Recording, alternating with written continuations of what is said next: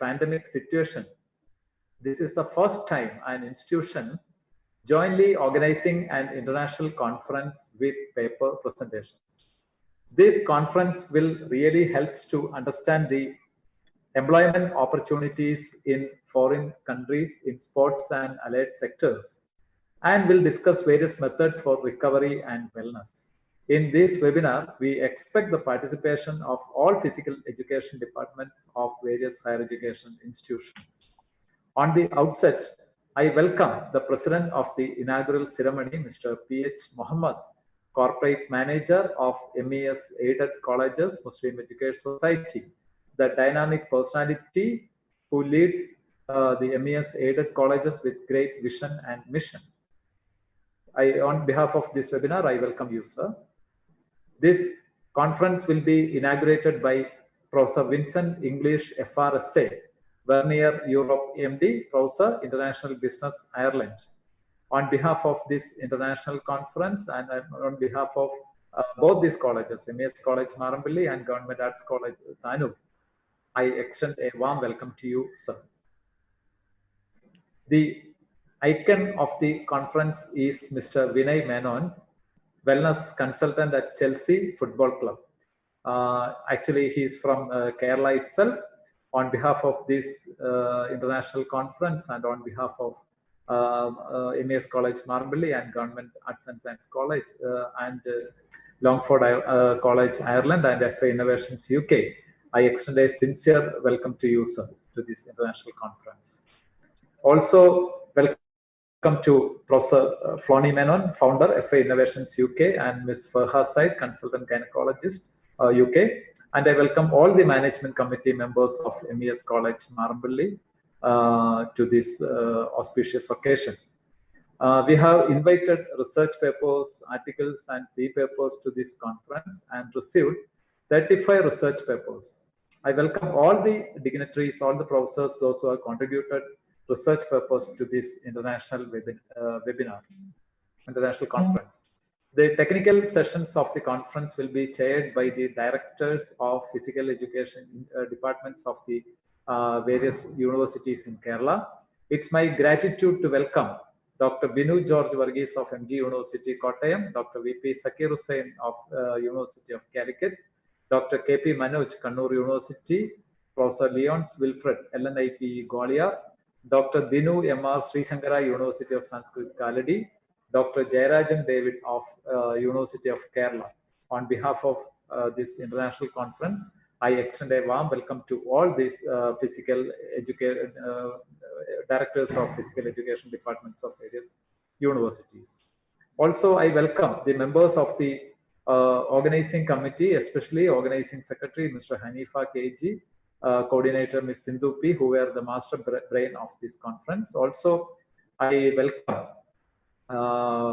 Dr. Abdul Ghafoor, who is the principal of Government Arts and Science College, Thanur, Mansoor Ali, vice principal, MES College, Marampally, all other well-wishers, my faculty friends, my students, and those who are attending, all the delegates and all other members who are attending this webinar, all of you are welcome to this conference.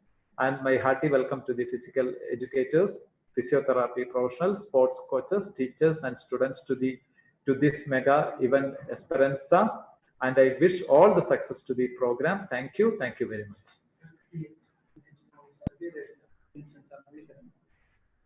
Thank you, sir. Thank you so much for the earnest welcome address. Now, let's move on to the inaugural ceremony. It is my pleasure to invite Professor Vincent English, the CEO and Managing Director of Vernier Europe. He is also a Professor of International Business and Strategic Management at the Unitono University of Rome. He holds a PhD in Business Strategy and also various degrees. It's an absolute delight to have you here, sir. And also, I would like to inform the participants that if you have any queries and questions, you can post in the chat box. So now, let me invite Professor Vincent English for his session. Please, sir, over to you. Thank you very much, and greetings from a very cold and wet Ireland in the early morning. I'm sure that the weather is a lot better where you are. So I'm just going to share a slide with you now, if that's okay. Just to make it a bit more maybe easier to follow. I presume, hopefully you can see my slides there. If not, maybe just let me know in the chat. Assuming that you do, then I just want to start off with who we are, where we've actually come from, what's our philosophy, and so on. As rightly said, I'm involved in the Vernier Europe 2, which is one of the world's largest data logging manufacturers that manufacture sensors and educational material for secondary schools and universities. And it's about sort of taking data in real world. I've been doing that for 25 years, and I suppose I've never really lost my fervor for education. I started my life as a physicist, a mathematician and physicist, and I worked on some European Space Agency projects before then I decided that it was time to leave education for a while and go to business. So I stayed there for the next 30 years, but I've always stopped my interest, if you like. Raised hand, got a raised hand here now, so is okay. Everyone can hear what I'm saying, or there is I thought so a raised hand go. Okay, we'll continue on. Okay, so anyway, so just to let you know what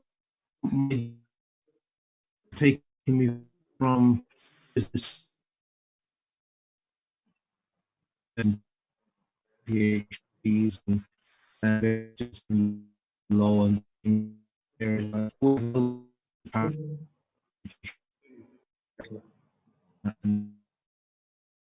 around the world. So really, I thought that there was a great deal lacking in education. Let's just say it was very pedantic. It did not really look more academic. It was less practical. You wanted something more practical. College in our year.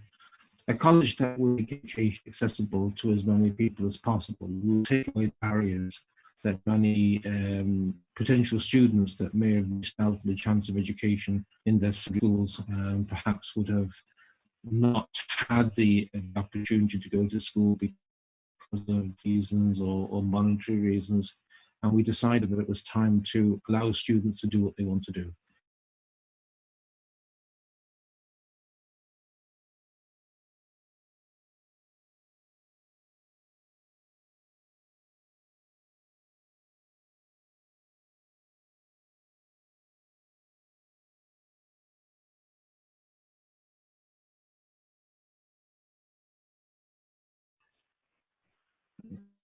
Hello, I think I lost connection there for the moment. I'm not sure what happened. I can just pick up where I stopped anyway. Hopefully that's okay.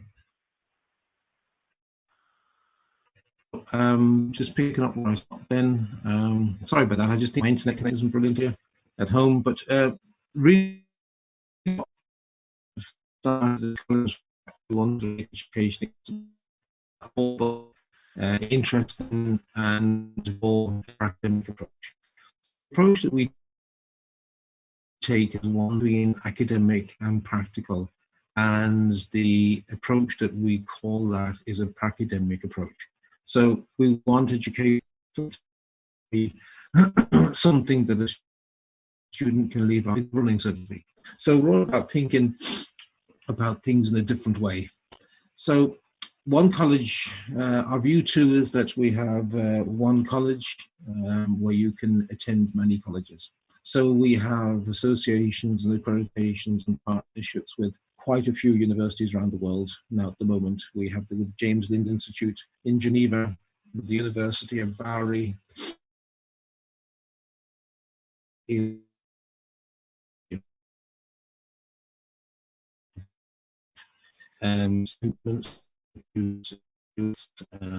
also professional doctorate graduates, and we've got an agreement with the medical schools in both of those university campuses too. And it's our intention down the road in 2 years to with a medical school. We have another interesting alliance with the Wichita Baptist University, and we are doing a range of blended business and sports degrees with them. We're also in discussion to finalize an agreement with Strathclyde University, 20 business schools in the world, and we'll be running joint MBA degrees with them using our new sort of academic approach. We also have Una Netuna University in Rome, which is also a university that I spend some time at too. I'll just tell a text that my voice is intermittent.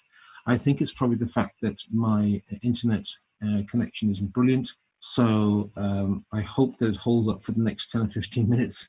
So I'll not delay too much. I'll get on with this. So the basic idea is that we have one university that you can study in many universities at the same time.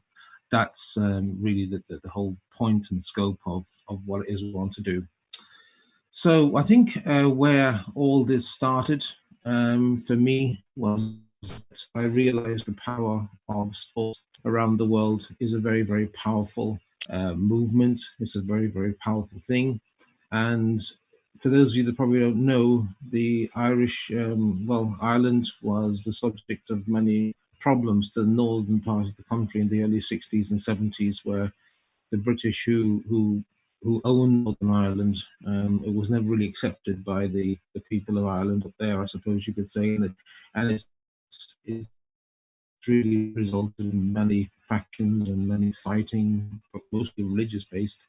But during that time, there was always one team, one rugby team that was represented by both people from the both of the divide, so to speak.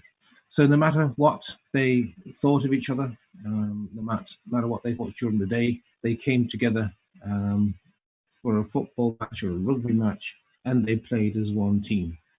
So that to me showed the power of sport, how sport can break down the barriers of hatred. Through, really, you had these people playing together who were sworn enemies during the day, and they played very well then together in that single team, and they played for the flag and they played for the team and they supported each other.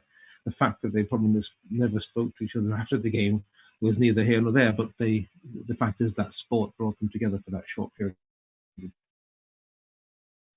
So sport is unifying, and it's everything from truces that have been declared because of Olympics, tennis tournaments for disabled people, for example. Sport can bring millions of people together, and it can achieve a common good. So really what we're saying, and what I'm trying to say to you, is that sport, if we can be married against education, can be an extremely powerful force. And if you look at one particular football club in, at Manchester, they have something like 77 million followers on Facebook, 16 more million on Twitter, 20 Instagram, and they boast of 1.1 billion fans worldwide. Well, that's a huge unifying force, because that particular football team has brought all those people together from many different religions and many different creeds and classes and different countries and different political divides. But they all form one supporter base for one particular football club. So I think sport and education together is powerful. I think it means freedom. It gives freedom from constraints. It gives you freedom from hatred and freedom from war. And even Nelson Mandela recognized that sport has the power to change the world, and it's got the power to inspire, and it has the power to unite people in a way that little else does, or indeed little else can. So really that's the basis for the college, and that was the reason for the college to be born, because we felt that it was an opportunity, given the connections that we had collectively, that it was an opportunity that we couldn't say no to. We had to pursue this and to try and make some small difference in the world. Now, we follow the dialogic principles of teaching. It is one that's done at Cambridge, where I'm also a researcher, and it's about every voice being heard and every voice having an opinion, and every voice contributes to the learning education and the education journey. Now, as I said before, that we take a academic approach, that we look to the academic rigor for sure, but we also look towards making sure that everybody has the ability to have a voice, that their opinion counts, and that we're always constructing knowledge together, not only individually, but through the teachers, the practitioners, and the students. And we also believe that education is a right and it's not a privilege. So we have to make education affordable. We have to make it accessible. We have to give support students right the way through their journey. And to do that, we also look to use artificial intelligence supported learning. That's something we're introducing very shortly, is using chatbots to be there 24/7 to help students their journey and to help create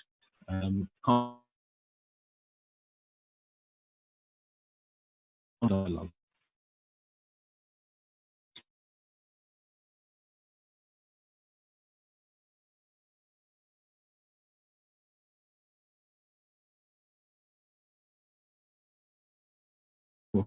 Coming to the end of their career, to try and give them another way that they can look to that. My voice keeps coming in and out, and I'm very sorry. It's just my connection here, I don't think is great. So I'll try and just hopefully persevere best I can and get this through for you. But the sports medicine courses that we do is delivered in with some of the world's leading practitioners in sports medicine from Trinity College in Dublin. We have doctors who were Olympic team doctors for the Italian team, the Irish rugby team, sports practitioners who are leaders in their field, and they all together, we came together to produce a master's degree in sports medicine, which takes the best practices, we'll say, from the world of Olympics and so on, and brings it down to the average, if you like, practitioner. We use advanced sports performance, which is delivered by some of the strength and conditioning practitioners from the Premier League, and also a Master of Science in Sports and Exercise Psychology. Those are three we've launched this year, and so far they've proven to be very successful. We also do more in the business side in our association with some football clubs. We are looking at doing football business degrees, and so you can train to be a football CEO of a big club. You can become a football agent. You can become a professional football scout. And all these come with residential programs in our partner football clubs that allows the student to go there and spend time at the football club itself and see how it's done in real life. And Leeds United College is one of the particular partners that we use. Now also too, we do more specialist programs, which is just purely football agent, and that includes an awful lot of workshop-based, let's just say, activities where there's mentoring, and the basic idea is that you start the course and in 1 year, you have your business up and running at the end of the year. A new one we've introduced is an elite business performance course that we have some of the largest, most famous people in football who are helping us deliver that course in an academic way too. It's a 1-year course. And of course, we've also had the business, sorry, I spelled business wrong, business administration doctorate that's been running from the very, very beginning. In fact, that was our very, very first degree that we started. So with Leeds United College and Longford College together, we have produced a special, if you like, range of courses that are designed for followers of football teams, perhaps, that wants to have a second chance of education. And they are in football-related degrees, obviously, because there will be an interest there, sports business, strength and conditioning, and psychology of sports. And we offer a range of, courses that are short, 8-week diplomas, right way up to master's degrees and doctorates that they wish to get up to. So, for example, we have some quite notable people that work with us. John Viola is probably one of the best known football agents, certainly in the United Kingdom. And he is the guy that delivers that master's in football agent purely. And I say that his idea too is to give something back. That, the world of the football agent is one that is, let's just say, shrouded in mystery and glamour. But he's trying to give more people access to that course, or that particular career as possible. And his course is not only an academic-based course, but it's also one that has an intense amount of, let's just say, practical grounding and workshops. So the idea is before the end of that course, you actually have your football clients up and running, and your business is generating income. And that really feeds into our academic be not this year, I would have thought now, but next year at the stadium itself. The second person who's involved in that is Mike Phelan. He's the assistant manager at Manchester United. He also teaches extensively on that course. And it's really about bringing the mindset of a winner in the most practical way to, I suppose, those that want to see what it's like and what you need to do to perform at the highest level, you know, the mindset you need. And I know that Vinay Menon will probably talk about something a bit later on this particular topic, but and what are the secrets of serial winners, what preparation is needed, and what is the self-belief that you have to have. And it's really taken it from these winners at the highest level that have won everything in the professional game. But there's a lot of stuff you can translate to business from elite sports, and that's what this particular degree is about. And of course, it was driven home by me. Mike Phelan has been particularly, I suppose, proud of Marcus Rashford and what he's achieved in the UK at the moment. They're bringing awareness to school, meals for those who can't afford it when the school is closed down. And it struck me that, Mike Phelan and Jack Welch's quote that before you are a leader, success is all about growing yourself. And when you become a leader, success is all about growing others. And that caption and that picture and what Marcus Rashford has actually gone on to do, I think really reinforces that if anything I would. So then to Doctor of Business Administration degree, again, we've been kind of innovative here that if you have an MBA, we give you direct access to year 3, which means you don't have to go through all the stuff you did in the MBA, give you the opportunity to build also in your MBA to extend it to the doctorate degree. There's also a standard 5-year program available too. And of course, we can offer specialist tracks, whether in football business or whether it's in health management or whatever it is that you want to do. Also, too, we don't just concentrate on degrees. We try and bring people into professional diplomas, and they kind of fall into those 4 categories. And we do offer a lot of other professional diplomas free of charge, because we want to show people that education is doable, it's possible, it's enjoyable, and also to give a chance to those who really can't afford education to at least to get something.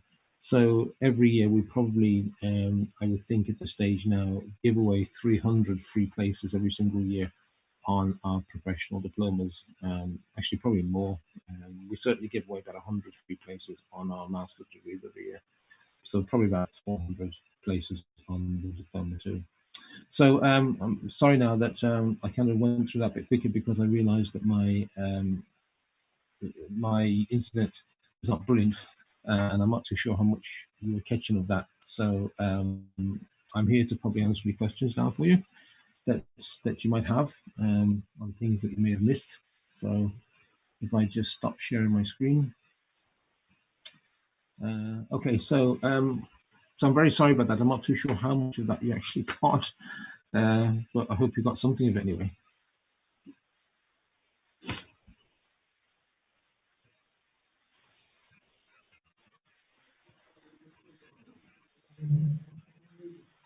So anybody have any questions? Hello, everyone. Hello.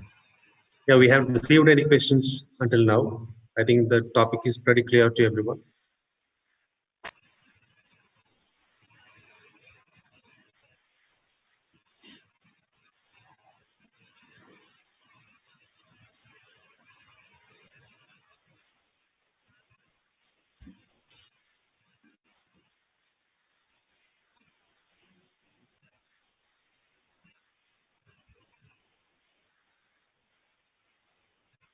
Over to you, Selva.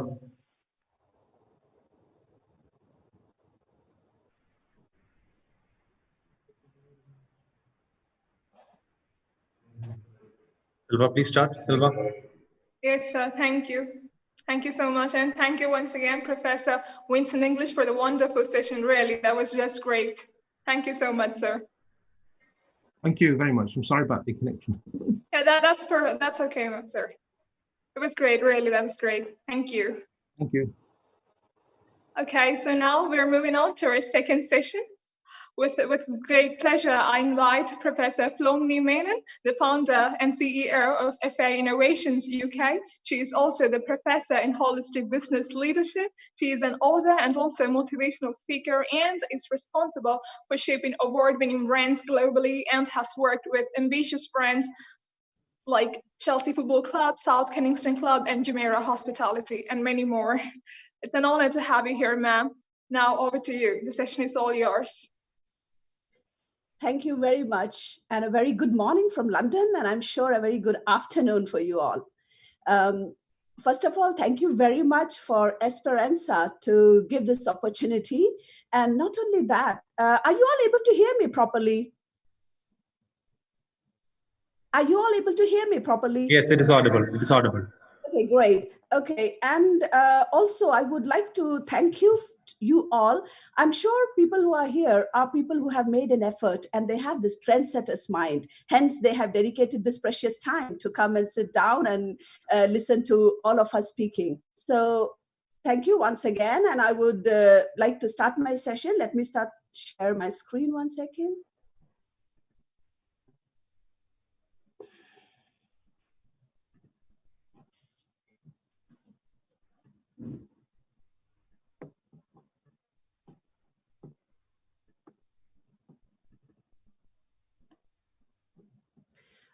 Please let me know if you're able to see my screen. Yes, yes, madam. Great. Okay, fine. So the topic for today that I've been given, or I've chose, that is basically future of employment in sports and allied science sectors. It's a very important topic because we all are trendsetters and we all are trying to bring a revolution in the sector of education and sports. It was predicted in 2015 that 45% of positions will no longer exist in 2025. And with this in mind, what are the skills that are needed to succeed in the world of employment with such rapid change? I'm not sure how many of you have started thinking about it, or have thought that what would happen to us in 5 to 10 years' time. This is a question that not most of us would have asked ourselves, because with the mindset of India, we are very comfortable where we are. So it's a time when you look at further researchers, when you look at the world, the way we are moving, we are rewriting the DNA of the job market. 60% of the jobs in 10 years from now haven't been invented yet. And who are going to be the inventors for this? Are these the policymakers? Are these the universities or colleges? Who are they who are going to invent this new job? It's us. We all are going to co-create basically what we are going to be in about 20 or 10 to 15 years' time. If you see the kind of jobs that's emerging in the market, there are two varieties that's emerging.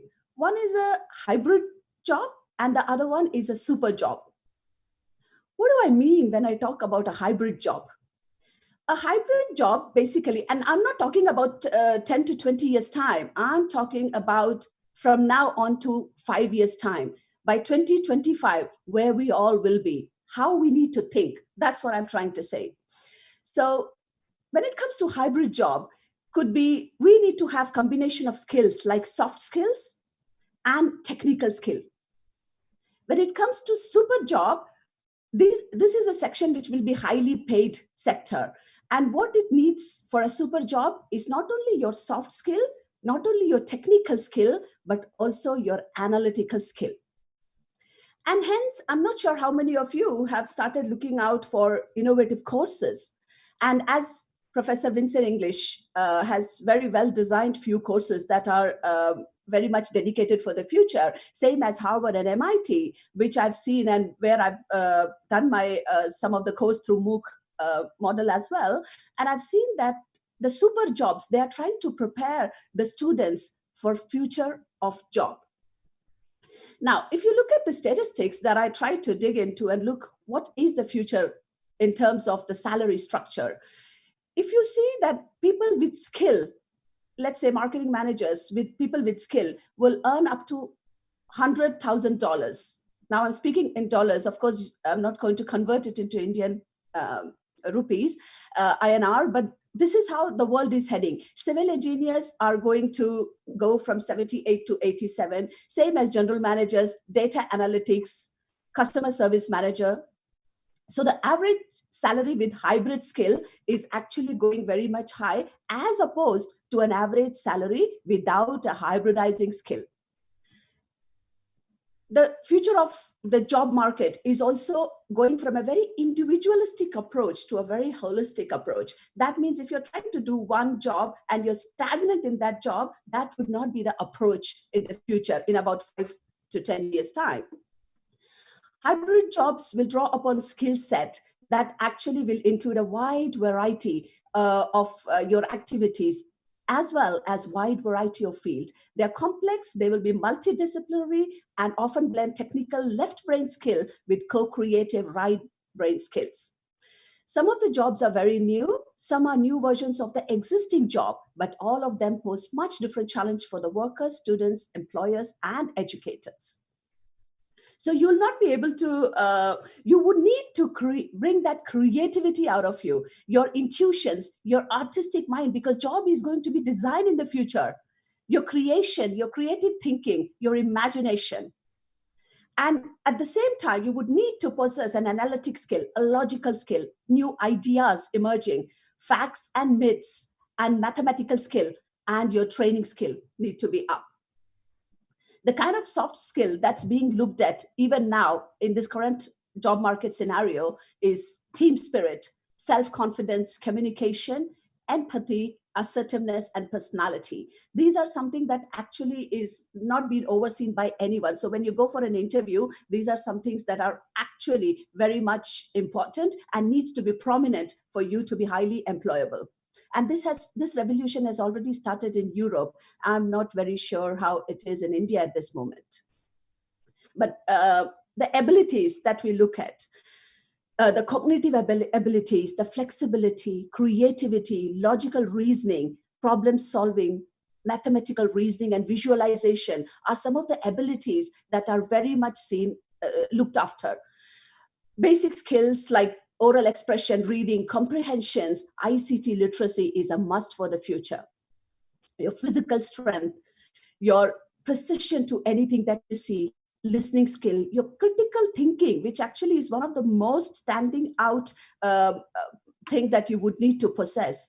Your social skill, how you coordinate, negotiate, emotional skills, training and teaching others. So if you're in a profession, let's say you are a coach at a sports club, you would also be expected as a part of hybrid job sector in the future to also be able to teach what you're doing. So in a way, you're trying to multi-skill yourself. Systematic skill, system skill is very important, system analysis, complex problem solving skills, resource management. Now, in the future, resource management will not only be an area that is content to HR, human resource, what you call. Human resource will actually disintegrate into several parts, and everybody will be having a more holistic style of managing their job or recruiting. So technical skills are at the same time would become a more prominent one and more complex one. So you would need to educate yourself constantly in the market to update your technical skills. If you look at 2015, complex problem solving was number one, and in 2020 it remains the same. Coordinating with others took number two, but number two in 2020, critical thinking has taken the place of coordinating with others. People management, likewise creativity. Critical thinking as opposed to people management. Negotiation, coordinating with others. So if you see this table itself, in 2015, the skills that we used to possess and the skills that people used to look into, the employers used to look into, has now dramatically changed in 2020. Creativity has taken the last place, but cognitive flexibility in 2020. So are we getting ready for the future? What are the skills that are declining? Declining, but not out yet. Growing, that's analytic thinking and innovation. So we are not going to talk more about technological thinking. We are talking about analytical thinking with algorithms, active learning and listening strategy, technical design and programming, complex problem solving, leadership, which is one of the most important area as well, emotional intelligence, reasoning, problem solving, and ideation, system analysis and evaluation. So when you evaluate, you start evaluating everything that you do in your life. And I think we should begin to evaluate what we are doing currently with our career. Are we in the right path? Are we having all the important qualities that we all are looking into? From redesigning jobs to record work, organizational design to psychological contract, everything will change in the next 5 to 10 years. I'm not sure how many of you have come across psychological contracts. So the traditional approach to contract designing is gradually vanishing from the market. And that's what I say, we all will be co-creating contract rather than leaving it to just an HR job. Challenges to gender equality has been there forever and ever, but now it seems more prominent than ever. So women are coming up in sports. Women's sports will become very popular. They'll gain popularity and market. An Indian economic strategy to 2035, our respected PM has already laid it out. Beyond cricket, India wants to improve its sports performance at elite level, fueling strong demand across the spectrum of various sectors. Khelo India has a budget of $350 million over 3 years. Now, how it is being used, that is a very big question mark. And I'm sure it goes in the right hand, in the right way, and they're utilized in the right place. There are plans to remodel the sports bureaucracy to professionalize the management of elite athletes.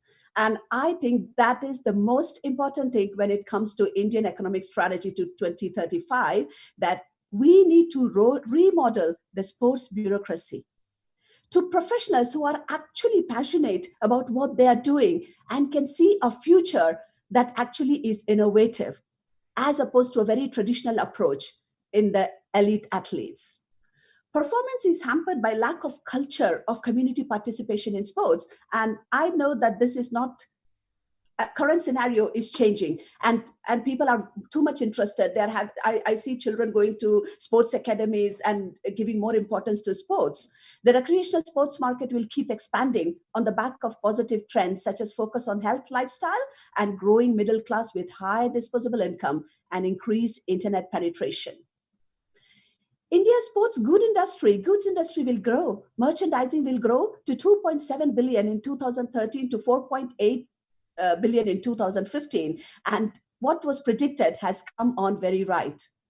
Key export market for India include the United Kingdom, United States, UAE, Australia, South Africa, and Germany. So India will become a key market in exporting the merchandising. India's sports goods have also been exposed to roll out at global sporting events. Inbound and outbound sports tourism will increase. Apart from the pandemic situation, I do think that there was a time when this was all increasing and it has become a bit of stagnant now, but there's nothing that can stop it to grow further. Projected growth for healthcare sectors, as I know there are physiotherapists, there are other allied sciences. So health professionals by projected growth, which is from the Bureau of Labor Statistics. The projected growth for physical therapists is 34%. And likewise, you can see physical assistant 30, occupational therapist going up to 27, speech pathologist, dentist, likewise radiographer and pharmacist. So the statistics are saying very clearly the percentage change in employment from 2014 to 2024, which is just 4 years away. Again, the Bureau of Labor Statistics employment projections 2014 to 2024 says there will be higher number of allied health, which is 27% growth, and also healthcare support for 42%, the highest ever. Mr. Vincent English has covered a lot in technology. Now, the ratio of human machine, I don't know how many of you are afraid of this coming technology, and we may think whether this technology is going to take away the jobs. I don't know how many of you think like that. Some of my students, I had to change the mindset because technology is not here to take away our jobs. Technology is here to enhance our job further, be it in sports field or allied science or any other sectors. Now, if you look at 2018, and we are going to look at 2022, the reasoning and decision-making by human and the machine. The machine used to do 19% of the reasoning and decision making, but what's happening in 2022? Machine is taking 28%. Likewise, there's data that I don't want to read about because this is all accessible in the social media platforms. Information and data processing, 2018 was 47% by the machine, and now gradually it has increased to 62%. Performance, complex and technical activity was just 34%.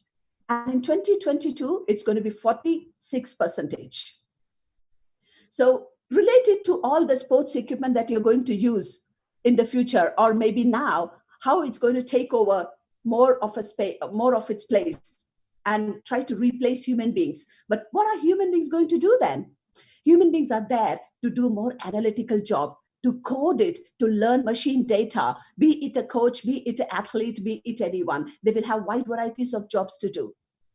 Sports referee and umpire, if you ever fancied a career in sports, perhaps I think this is a time to ever think whether this is a profession as an umpire and referee that you should look into. Because VAR, which is video assistant referee, is an assistant referee in association football. And I'm sure this is being used in football, in cricket and all other sports as well.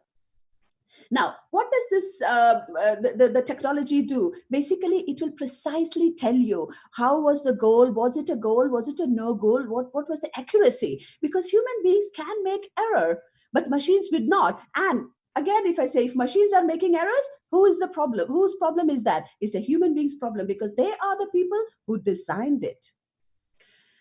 Wearable devices are another areas that would become very popular to actually gauge the positioning of the system, the tracking technologies. All this is going to take a major platform. Sports media, it will dramatically change the way we produce content for the sports delivered to the consumers, and how the consumer are accepting that content and looking at it would actually completely change. Sportification and gamification will gather momentum. Sustainability, which is going green. You will see your stadiums trying to go green. When I say go green, it doesn't mean more of a grass and more of a trees. Actually, in design. So there's a wide variety of opportunity for architects and contractors because the way we design stadium will actually become very eco-friendly and sustainable. For a successful future of the sports industry, sports must be bought to people and not the people to sports. So what I mean by saying that people are continuously on a go and time is at luxury. Being active must blend in with mobile and flexible lifestyle. Sports fitness must address the people where they are on the go. Sports people are thankful for everything in transit service, which enables them to be physically active. At the moment, you will see there are formal communities of sports, but in the future, there will be informal sports communities cropping up with a particular kind of sports culture. Technology is a new co-trainer. Sports are happening in real digital world.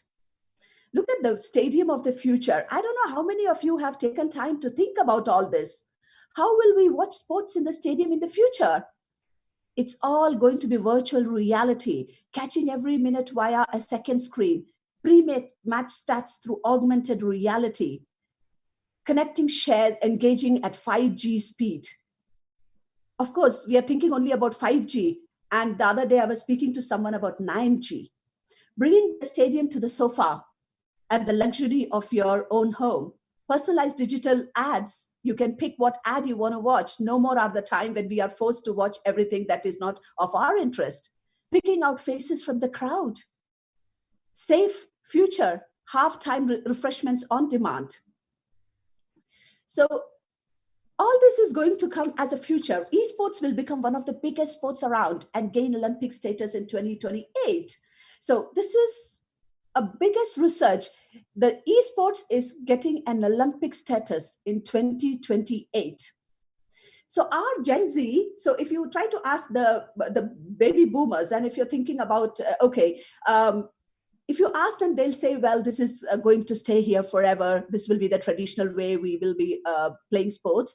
And if you look at the new generation, which is the Gen Z, they know exactly,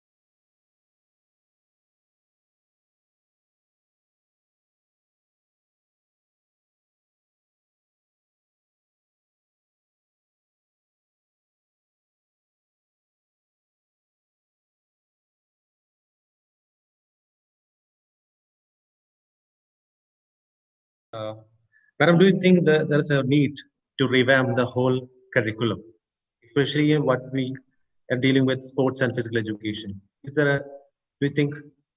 It's not only thinking, it is imminent. If you don't change, if you don't bring that change in the curriculum, your universities are going to just produce followers. You're not producing trendsetters. And don't forget, in 5 years' time, if you want to still be a leading university, you have to change your curriculum from scratch.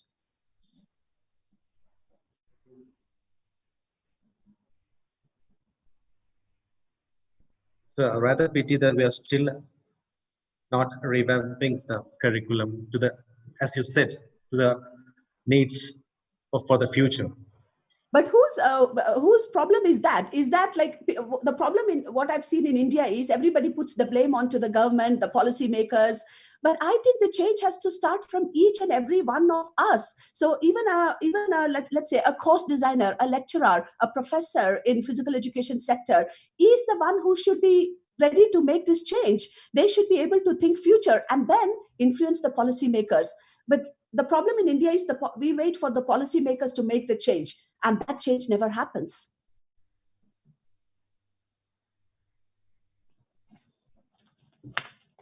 Hello, am I audible? Yes, madam. Okay.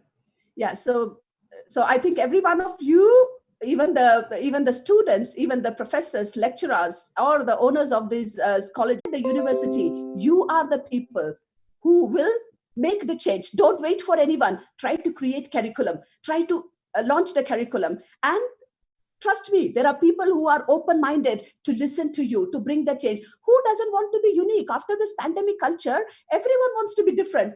You don't want to be in the red ocean with competition. You want to be different. And if you want to be different, try to create that change. Try to design new curriculum. Try to bring technology. Try to incorporate young thoughts. Try to incorporate young leaders.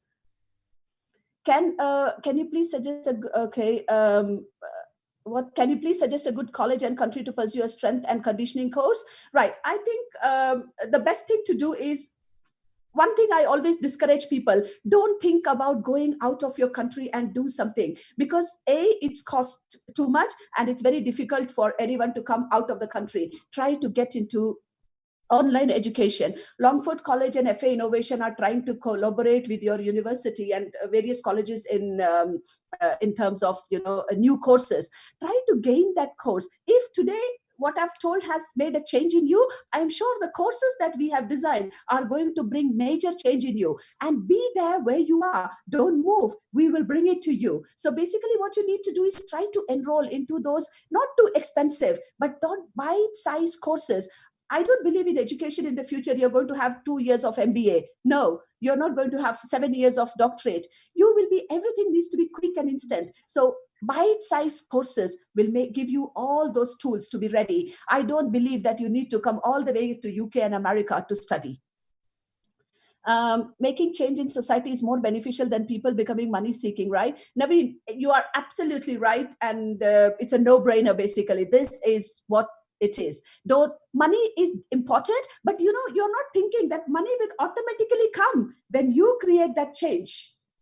Can you suggest good courses? Well, there are many, many courses. But again, do you know, I showed you a slide about critical thinking, analytical. So I was a physiotherapist. I don't consider myself as a physiotherapist now. That was 20 years ago.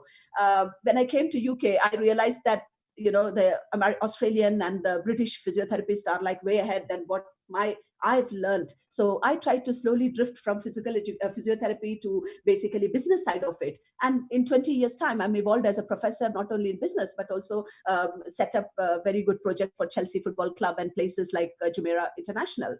So what I'm trying to say is, make yourself so eligible that you can actually diversify. You can think about many aspects, not only one aspect of it. Can you please brief about present trend in physical and health education in UK as a school level of professional setting? The present sent, it says admin. Okay. The present trend in physical and health education, we are not traditional here. We are very practical. So basically, once you finish your physical education, you just don't get into a sports college, or you just don't get into a coaching site. You have a lot of options too. So people here tend to get into various other activities. They are becoming a part of, bringing a change, which is Royal Society of Arts that actually is present here to bring a change. There are a lot of courses that actually people are taking in critical thinking, leadership.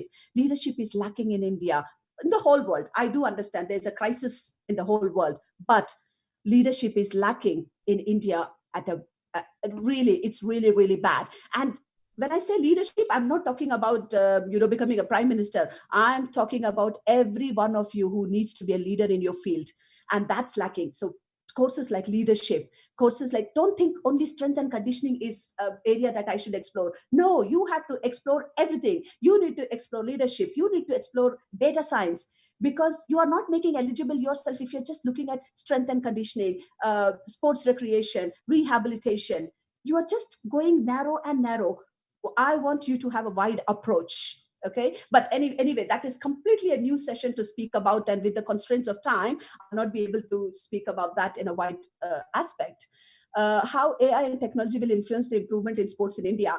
Okay, Salahuddin, now that's a question to you, because it depends upon you and the people in India who are there. How are you going to use technology? So all these $350 or whatever with Khelo India has been sponsored. Whose hand will it go into? Will it go in the right hand? Who's going to take it, and who's going to invest in technology? There are various technologies, and I know till date, technology has not been used efficiently in India. So please get into the administrative aspect. Look into the policymakers. As I said, there needs to be a change in the policymakers, and try to get that fund and invest in the right direction. Okay, ma'am, your talk was really inspiring. Thank you very much, Dr. Sophia Rajan. Thank you, Bindu, to everyone. Thank you very much, and hope to see you all in the near future. The world is too small, and we are all globalized now. So we may see, I'll come to see you there back home in India. At the same time, you would have opportunity to come and learn and be a part of the new future. Thank you very much, Esperanza. It was a very good opportunity. And thank you, Hanifa, especially to you who thought about this change. People like you are the future, and keep it up. Thank you very much, everyone.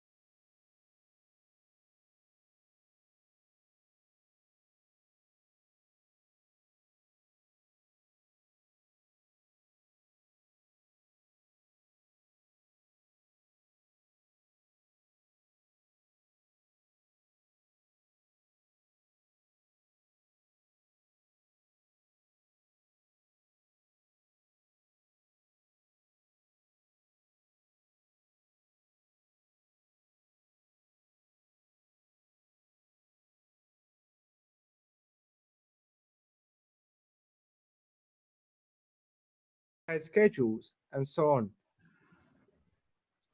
There are questions in the chat box. Kindly check your chat box. Some questions are reach over there, please. How do you identify long jump? One thing, let me ask you, please. Yeah. So what are the aspects you cover when you find a talent identification of a football player? Well, now in my football club, as a coach, first I create a training where you check how they get on with the environment itself. I will create a task that is based on pure knowledge. It is not just the training itself. First, when they come in, I usually have a different approach. I create like 3 or 4 pages tests, whether they know football, how they know, how they understand the game, and why they want to be here. That is a really important question to me. Why do you want to be in my club? Are you well prepared? Do you know the consequences? Do you know the advantages? And if so, what can you do? And after that test that is done, of course, we mark it, and then they come on training, and I create a various of training regime, both technical and tactical, to see whether they actually understand the game. It's not just I want speed or I want physical attributes. No, I want them to understand the game, to see how they're moving, how they are technical, and so on. How can we identify psychologists? That is a good question. At age of 5, it is really tough to identify a psychological skill, but there are various of training programs where you can simply put 4 kids together and see how well they get on with each other while training. You can see whether they're competitive. You can see whether they're challenging enough, and you can see whether they get on well together, as in a team. And that way you will know whether that kid is a follower or a leader, or maybe doesn't want to be there at all.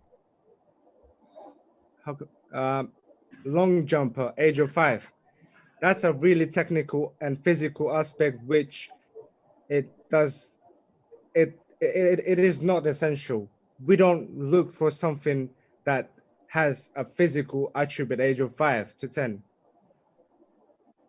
So it's mainly on mental state, well-being, and technical side.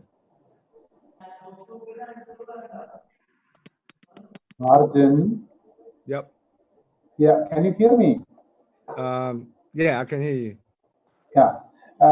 Why you didn't mention in your paper nowhere about the age? The same question was asked by Dr. Manoj and Dr. Binu. They all. Why no age was mentioned, and what are the other aspects to be verified? To be, yeah. That's a good question. As you know, when you're writing a thesis and a new paper, there are a lot of counter effects. As in, every country and every continent has a different age, and with that, I can solely speak about UK, Macedonia, or I can speak for in India with talents that and people that I know, colleagues as well. But that age cannot be defined for the whole world football industry, and therefore that's the main issue in football, because everyone creates different age groups, and there's the problem. We don't have production because someone thinks they're not ready from young age. Someone thinks they're ready from 15 to 16, which then is too late. And therefore, I didn't put that in, because it has to be defined and it has to be clarified before it is put into work. Okay, right. Thank you.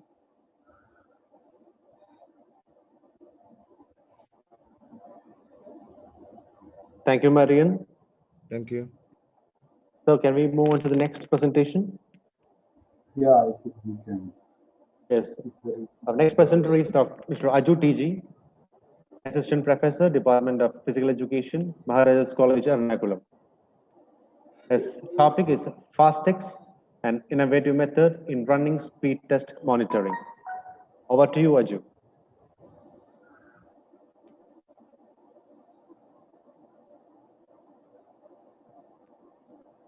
First of all, thank you, Srinath and ESPERANZA team for this opportunity given to me for presenting an international seminar, and respected chair and various directors from various universities, participants. Good afternoon to all. My study, it was based on my PhD FastX, an innovative method in running speed test monitoring. Myself, Aju TG, Assistant Professor, Maharajas College, Ernakulam, Kerala, India.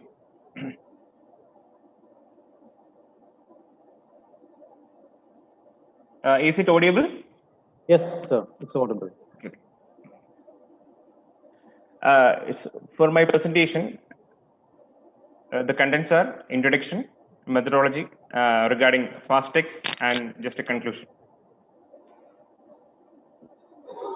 Like Arnold Palmer said, always make a total effort, even when the odds are against you. Actually, my PhD started in 2015. The study was regarding the sprint test, but it was very difficult to measure speed without technology. That leads me to innovate or to put an idea to measure for measuring speed. I have developed a technology called FastX. Why, before going to the topic, why is technology important in sports? You can just see the figure in the screen. It's how the athletes are finishing.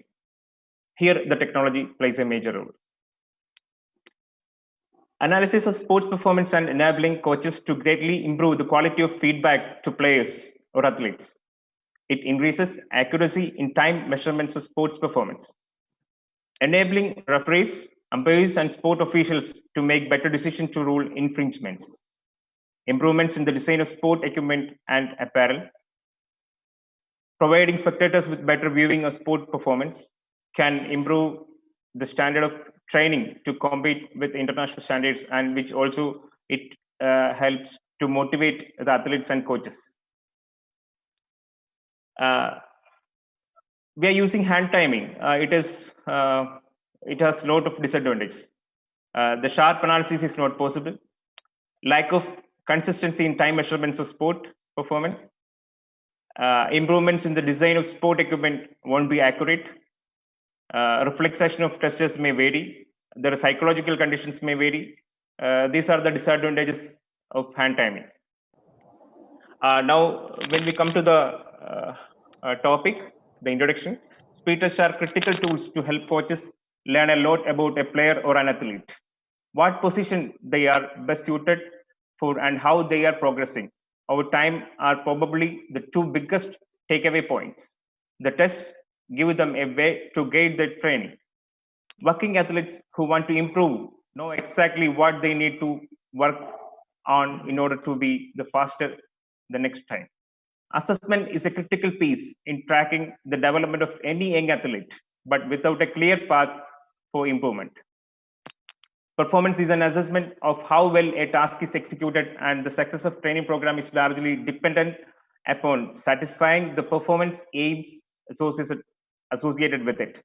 For measuring speed tests, it is important to make sure that they really measure the factors required to be tested and are thus objective rather than subjective.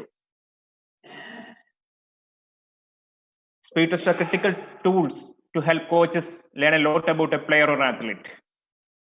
The tests give them a way to guide their training. Assessment is a critical piece in tracking the development of any young athlete, but without a clear path for improvement.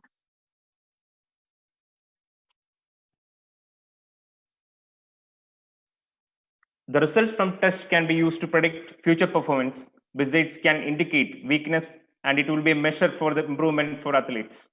Test results also helps to enable the coach to assess the success of his or her training program and place the athlete in an appropriate training group in order to motivate the athletes. Here I am using FastX, an electronic device to find out the split running speed rather than conventional stopwatch method. Actually, this is developed with the help of one of my colleagues and one of my friend, Mr. Aiju, who is the government, who is working in a government polytechnic college, and Mr. Arun, who is working in Maharajas College, Ernakulam, in Kerala. He is an Android developer. He also helped me to complete this work. And moreover, my guide, Dr. Manoj KP, Director of Physical Education, Kannur University, he has given me opportunity to think freely. That only leads for the development of this equipment. The purpose of the study was to compare specific running speed test using FastX and hand timing for college level athletes, irrespective of their gender. The researchers selected 10 college level girls athletes and boys athletes from various athletic academies of Kerala. Their age ranged from 18 to 25 years. All the groups speeds were tested their 20 and 30 meter speed by using flying start with the help of FastX equipment. This was the logo of FastX, which we have developed. Fiery Athletic Speed Tracker Extreme, a low-cost and standardized equipment. The speciality of this equipment is it is low-cost and gives standard timing as like other time gates are giving.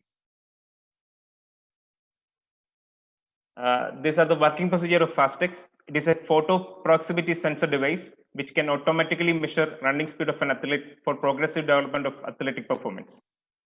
The microcomputer-based system senses athletes' torso at the beginning of each segment automatically with photo proximity sensors. Every time an athlete is sensed and when the athlete finishes the segment, lapse time and hence the speed is computed. Split timings are calculated using the same methodology to find out the significant t-value is employed. These are the features of my equipment, our equipment. Photo proximity sensors for crossing over sensing, programmable test length with up to 6 segments, or maybe we can increase up to 9 or 10 segments. It has a Bluetooth connectivity, automatic operations. It has an Android interface. The data given by the equipment will directly transfer to the Android application. That is another paper. That's why I am not mentioning about this Android application. Fully automatic operation, rechargeable power bank setup, split timing, data storing capacity, and it economically feasible. That is very important. In India, we are so many athletes are there, but we are not using the technologies properly. Actually, 3 or 4 academies we have this facility. It is just because of the higher cost. If it was a lower cost, every coach can use this time gate for measuring speed. Actually, I would like to play a video.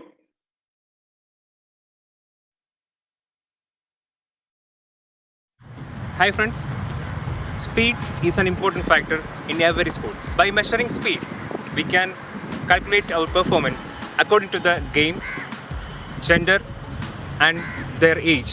It's a speed tracker equipment. We can measure the accurate speed of an athlete.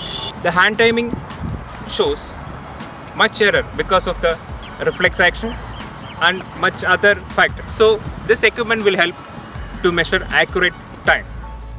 In the initial stage of the test, we used just manual method. So it was very difficult for the tester as well as the subjects. To avoid this difficulty, I tried photo finish and other technologies to measure speed. But it was too expensive. We developed a technology called FastX, which is low cost and accurate like other expensive technology, which will be very helpful for the coaches and the athletes.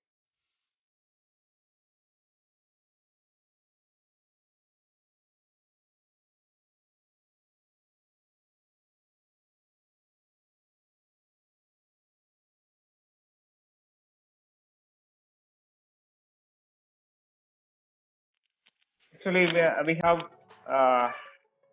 in my study, I have developed 6 pair of sensors. Actually, for this study, only 20 meter and 30 flying start time were measured. We have a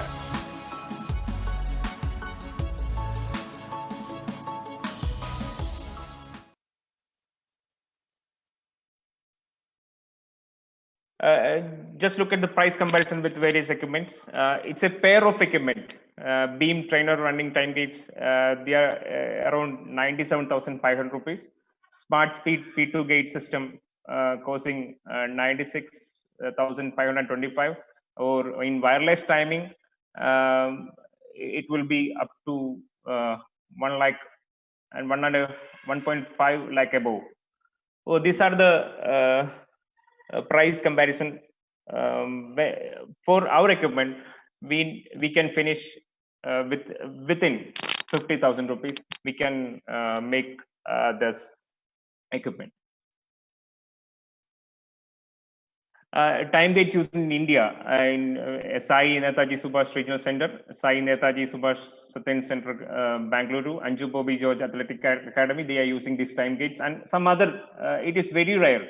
It's very the technology we used. It's very less. So it will be a great contribution to the sports in India.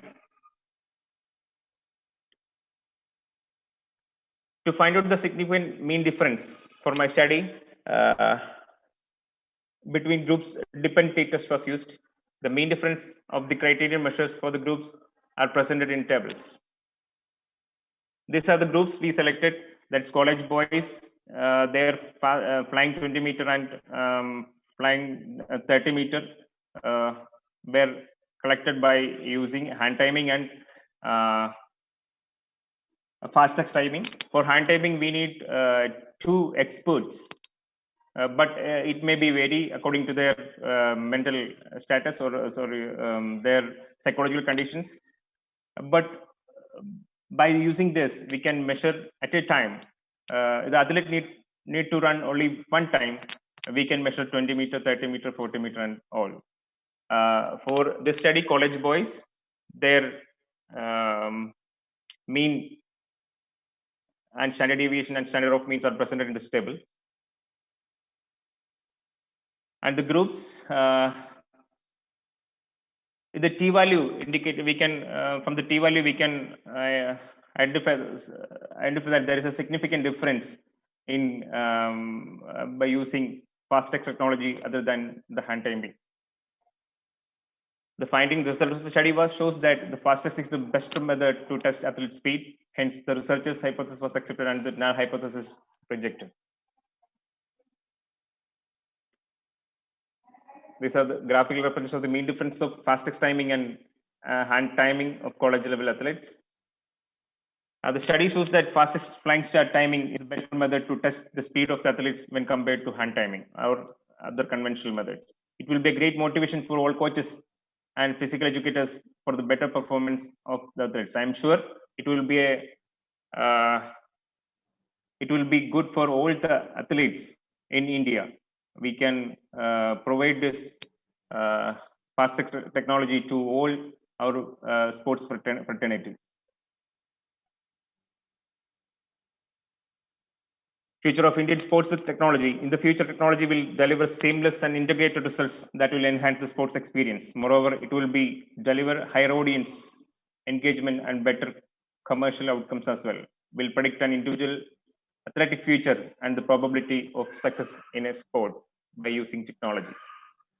Similar studies may be undertaken for different age groups and sex other than this study. Similar longitudinal studies may be undertaken by increasing the distance by using various timing methods. No pain, no gain. So never give up. Thank you. Thank you, Mr. Raju. Over to the chair for further discussion.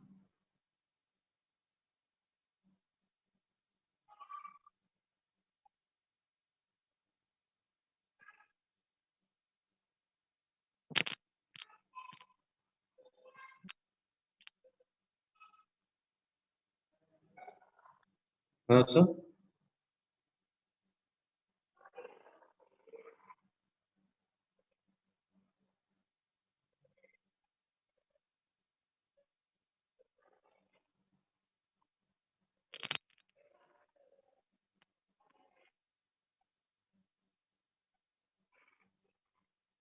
Sridhar, Yes. is it?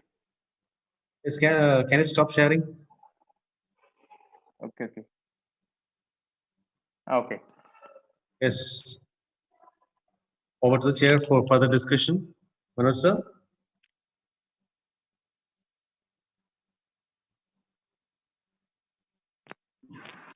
Manoj sir, please unmute. Unmute. Manoj sir, please unmute.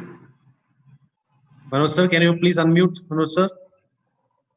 Okay, now it's possible. Okay. Mr. Ajju, Yes, sir. you have mixed too many topics together. And I don't know whether the audience or the delegates have come to know anything about it. There was no need of giving introduction about what you have done. Only thing is that the reliability of the tests have to be certain. As Dr. Bijilona has mentioned it. He has mentioned that what is the reliability of the test. How will you explain that questions and other questions in your chat box? Please go through. Okay, sir.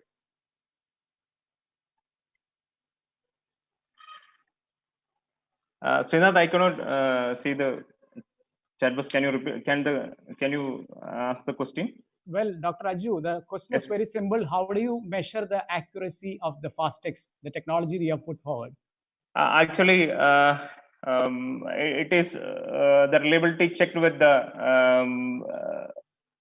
technology used in SAI, and the error, whatever the error happens, and the reliability were checked with the help of one of my friend, Mr. Jewel, who is working as an coach in volleyball coach in SAI, and their students were actually practicing in Pathanamthitta, and they tested their speed 20 meter and 30 meter and 40 meter by using other expensive methods. So our technology also, our technology, the FastX is also tested with them together. So there was no error. So there was no change in performance. So that was the criteria followed by me to show the reliability.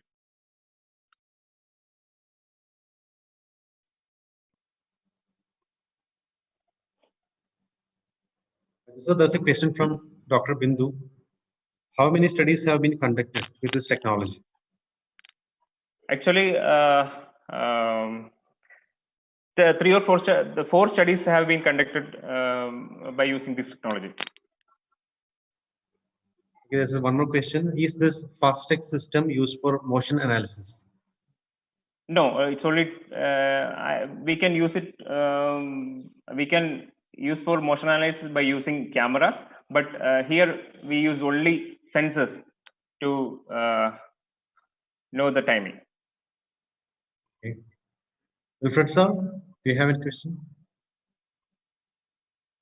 Sir, please unmute, sir. Wilfred sir, your microphone is muted. Wilfred sir. Wilfred sir, please unmute. Okay, now you can speak. Yeah, what I was trying to tell you, I got totally disconnected. So I am not aware of the entire story, what he was telling. Even I couldn't get an idea what is this FastX, this equipment is all about. It is to take the movement speed. That's what I think he said. Sir, it is to measure specific running speed. Running speed or? Yeah. Specific okay. running speed. We can measure the speed when we are going for flying start. We can measure 20 meter speed, 30 meter speed, 40 meter speed, flying speed by using this technology. In each segment, in each distance, it will be when an athlete is crossing over, it will be sensed by this equipment. So the time we will get through this electronic equipment, and we can share through an Android platform. Okay. So it is for the running speed only, segmented. Yes. Speeds. Okay, right. Okay, and Ajju. Yeah. Well, Aju, I have a question to you. Yes. What makes Fastex a unique speed test machine, and how far it is commercially viable? It's a machine. Actually, it is developed for marketing, and it is for this we have used the electronic technology, where electronic programming were used, and the thing is that it is whatever the data collected from the equipment, we can store it into the Android platform and will get through your mail. So it is very whatever the equipment we are using in other areas, it is very expensive. It's more than 1 lakh or 2 lakh, but this we can provide by 50,000 rupees. Okay. Manoj sir, please. Jaraj sir.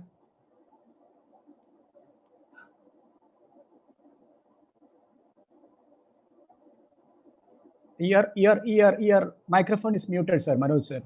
I can see you speaking. Unmute. Sir, again muted. I would like to add something to this because I was associated with this. Actually, this is a very good advice. The price shown by the presenter was just for one camera. The price shown by the sellers of other brands was just for one camera. One sensor and one pointer, infrared pointer. In this, we have tested around 6 pointers and 6 sensors. That is at 20-meter distance, 30-meter distance, 40-meter, 50-meter, and the finish. Likewise, it has been tested. The controller has to just give a signal go. Then he need not bother about the finish and all. Everything will be just stored either into the mobile phone in an Android platform, in an app, specifically prepared app, or into the email of the controller, into the email inbox. Such is the situation. We need not bother. Just give the go, and within 20 seconds, the start has to be given. That's all. So that's all with regard to this. Any other queries with regard to this? It has been, the reliability has been tested with an advanced testing machine used by SAI. He has not mentioned it here. By SAI for volleyballers who were attached with the PICA. Kelo India Volleyball Academy. Kelo India Volleyball Academy at Pathanamthitta. It was tested and the reliability was established. So it has been tested over there at Anju Bobby George Academy also. It is more preferable because the cost is very less when compared with the SAI equipment costs around 4 lakhs rupees. SAI equipment costs around 4 lakhs. Anyway, it is going to be marketed and it is not going to be sold free. That's all. Any other question from any of the audience regarding this? Thank you, and it Manoj will sir. be a great boon to the coaches and trainers. So if 10 pointers and 10 screens are kept, for example, at a 400-meter track, if it is at a 400-meter track and a 400 hurdle, at each hurdle, 1 pointer and 1 sensor, the coach need not look at his or her athlete. It will be recorded into his or her mobile phone or into the email. Anyway, any other queries from any of the audience or any of the delegates? You're welcome. I think that's all. Yes, I hope Kindly it's go clear. on to the next presenter then, please. Yes, thank you, sir. Thank you, Mr. If no other queries. Thank you, Srinath, and thank you, Hanifa and Sindhu, for giving me this opportunity. Thank you. Okay, we are moving on to the next presentation. We have Dr. Tarun Rawat, Sports Officer, Government College, Budni Sehor, Madhya Pradesh, Barkatullah University, Bhopal. This topic is management of diet and nutrition in sprinters. Over to you, Mr. Tarun. Thank you so much, sir. First of all, very good afternoon to all of you. And this is a very big privilege to me that I'm here as a presenter with my research paper. And I would like to convey my big thanks to ESPERANZA 2020 to providing me a big opportunity to present here. Here I am Tarun Rawat, and I am currently working as a sports officer in higher education MP. And I'm here with my co-author, Dr. Vijay Francis Peter. He's an associate professor in DAVV Indore. Without taking too much time, I'm going with my main topic.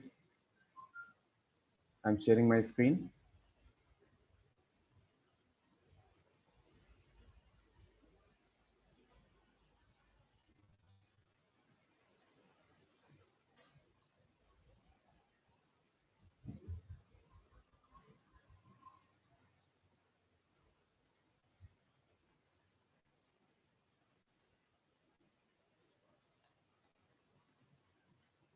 I hope you are able to see. Yes, sir. Yeah. As you see that the topic is the management of the diet and nutrition in sprinters. As we all know that the sports is based on some important requisites, and one of the basic requisites is nutrition. As we all know that whenever we are talking about the sports, so we are going with some sports movement and some physical movements basically. And these movements are only possible with the help of and with the assistance of the nutrition. So diet and nutrition is very important for all the coaches and for the athletes for a good performance. Whatever we have in that we see the physiology, human physiology is very complex to read, or we can say to understand.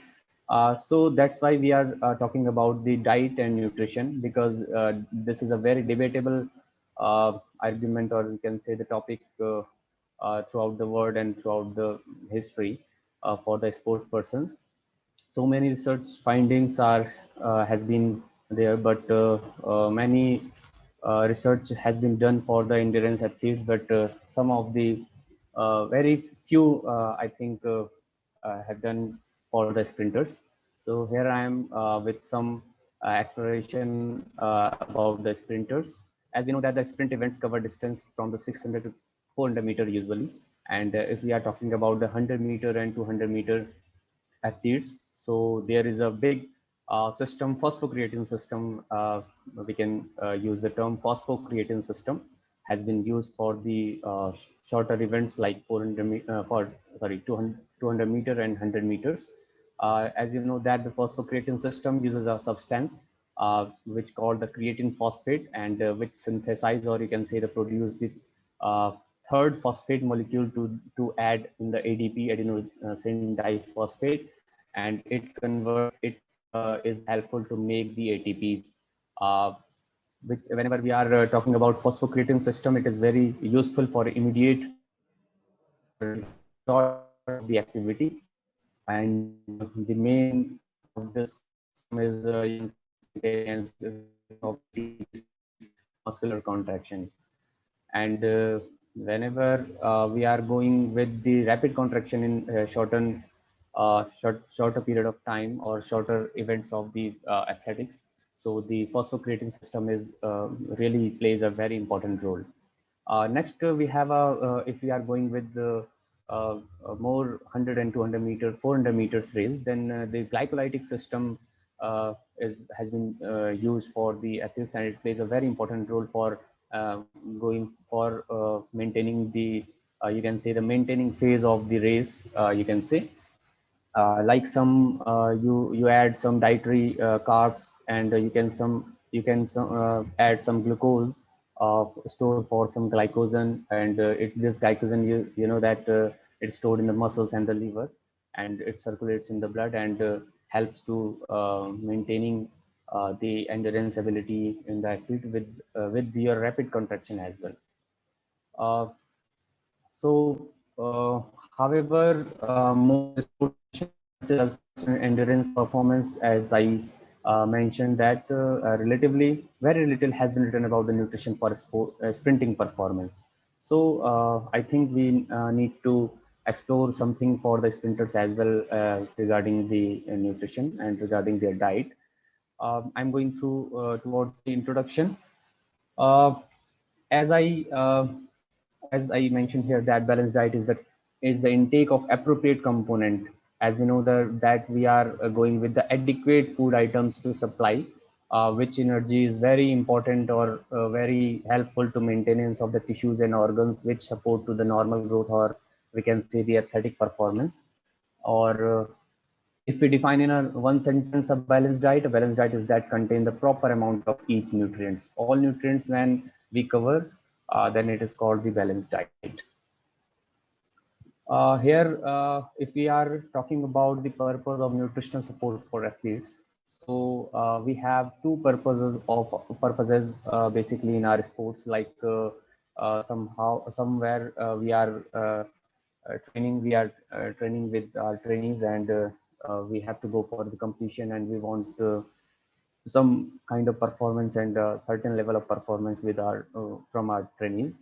So why these considerations? So important considerations are maintaining energy level during training, quick recovery from training. Whenever you are going with the vigorous training, so you have to recover your athletes very soon, and you optimize training of adaptation with nutrition. This is very important that as we adopt the load of the training, we have to adopt the nutritional guidelines as well. You can say the stuff which you are taking in your diet. So usually you have a habit, you must have it of that particular stuff from the very early stage of the training. So this is important for the coaches, that you must consider the habit of that particular food which he belongs to the event. A high power to weight ratio where we are talking about sprinters, so the maximum muscle mass we want and the lower body fat we want to maintain. And some kind of you can say the uh, important drugs, or you can say the important supplements we have to take for our nutritional support. So some kind of drug support to staying focused, sharp, and maintaining concentration during the competition days. As you know that the competition is a high pressure day in comparison of the other time like in the training session. So this is important to staying focused. So some type of supplements we will discuss here to be focused and to make the concentration for their event. If we are talking about the factors affecting diet, these are also very important. The diet depends on the following factors which really influence the performance of the athlete. Like we have very big factors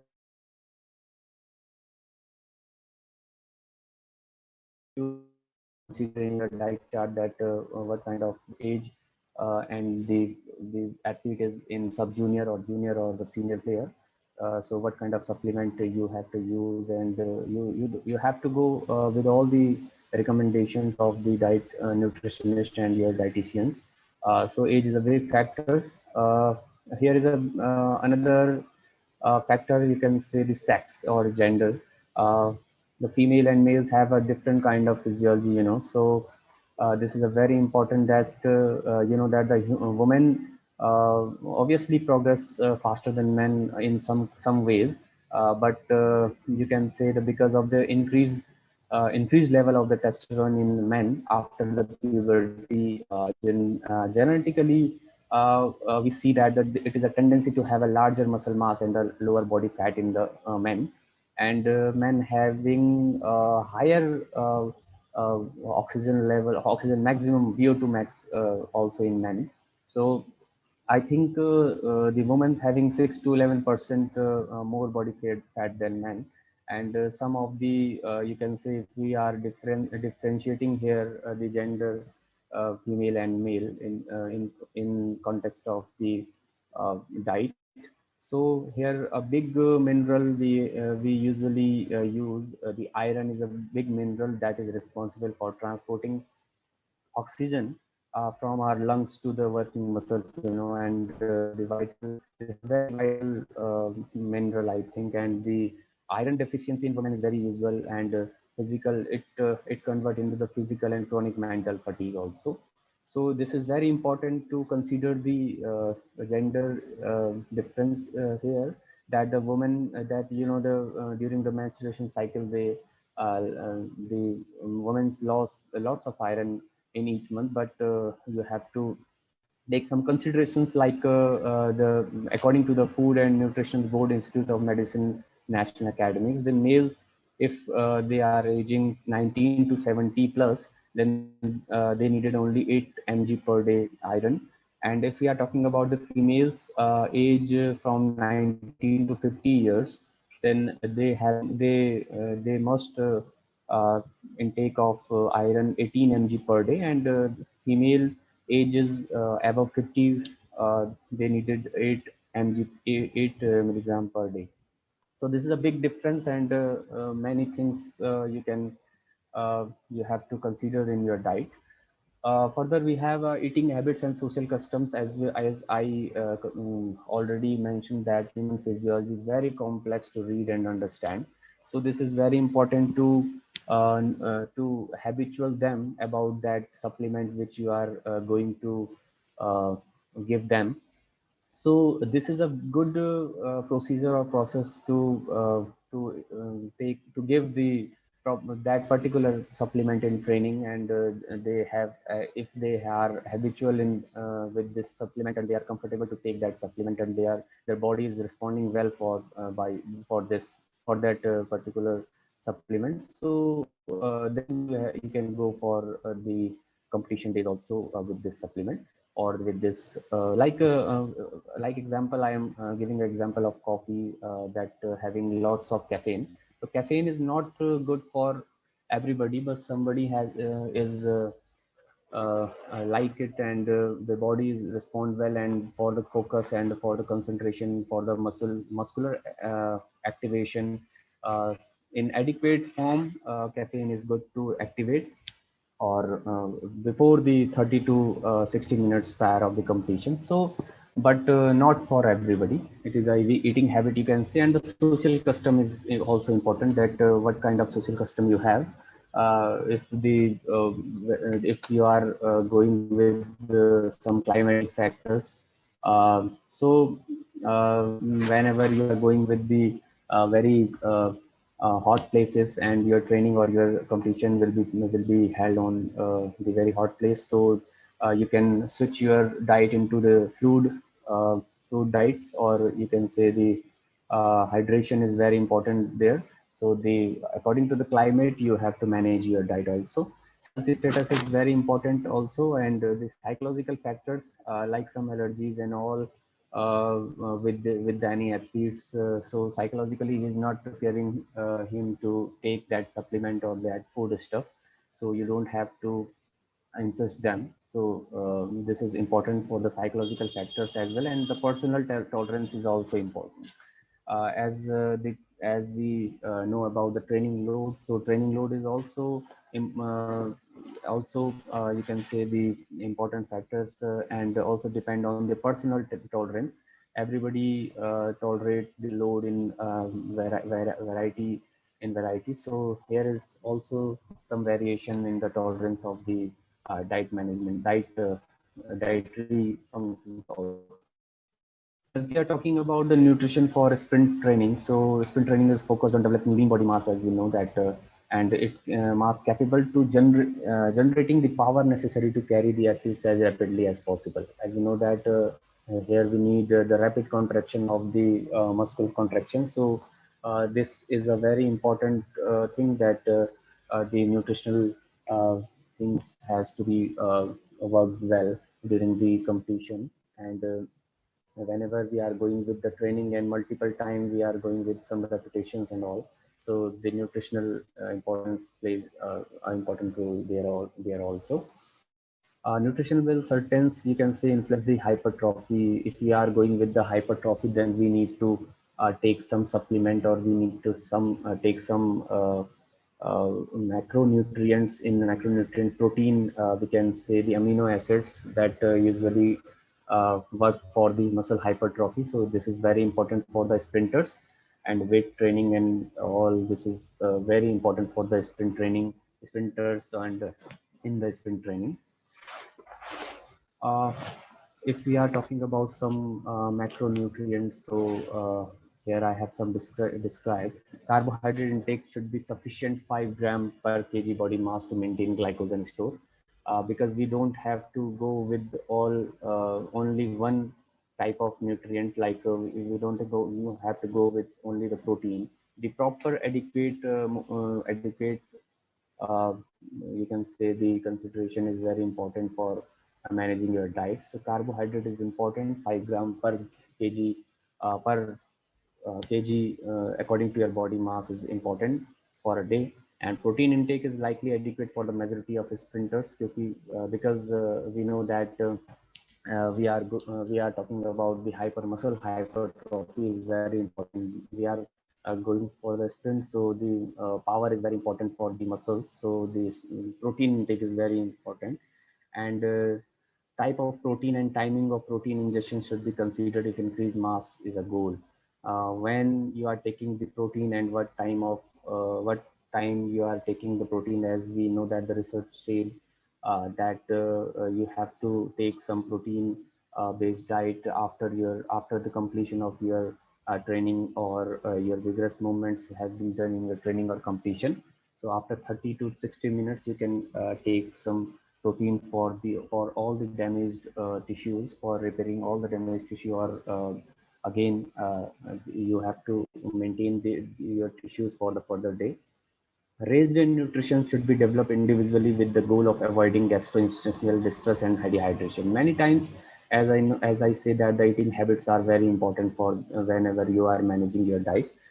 So the raised day nutrition is important, because sometimes your athlete is not ready to take that supplement, and as a coach you are going with this. So sometimes some supplement or some food stuff is developed the gastrointestinal distress and dehydration. So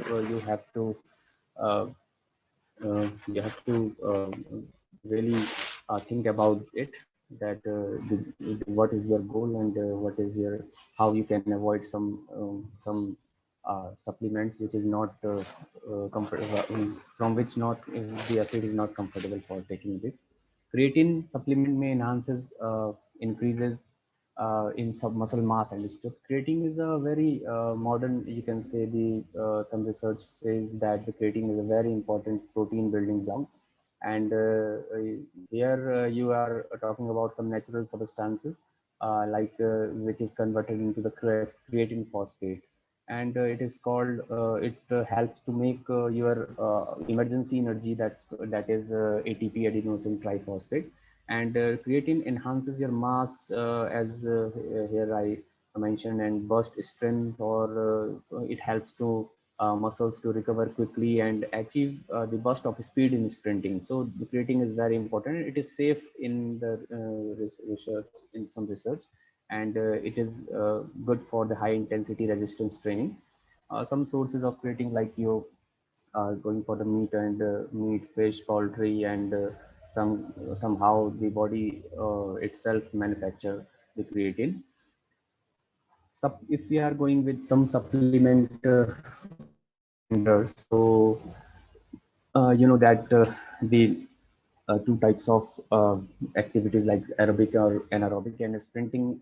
Whenever we are talking about the sprinting, so here we are going with the anaerobic exercises, anaerobic activity, or this is important. So first we have the beta alanine, and which you can say the carnosine. This is a non-essential amino acid that is common in many food, especially meats. And beta-aniline is believed to the rate-limiting substance synthesis of carnosine, which is an important buffering agent. Here I'm talking about some buffering agent. As you know that about the blood pH value, whenever you are going with the vigorous movement and you have done some vigorous movement during your training, so your pH value will go upper the limit. You know that the neutral value is 7 or 7.4 of the blood, and if it goes down from 7, so it will go towards the acid, and if it seems like goes towards towards above the 7.4 to, so with the alkaline, or you can say the base agent. So here the buffering agents, we have beta-alanine, which is very important whenever you are sprinting. The lactic acid is accumulating in your muscles, so it stops the lactic acid from getting into your muscles and fatiguing you during a longer and more endurance type workout also. So this is very important to to maintain that pH value basically. Sodium bicarbonate is also a good buffering agent. We are taking it for the high intensity and interval activities. Usually it can be taken for 1 to 3 of activities, and NaSCO3 is increases strength as well as and Yes, help Tarun? maintain. Yes, sir. Yes, it's already 10 minutes over. Can you conclude a bit faster? Okay, okay. Almost over, sir. The last second. And next we have the caffeine. Caffeine, you know that the very stimulating agent, and it is a natural stimulant. You can say the central nervous system is stimulating very well.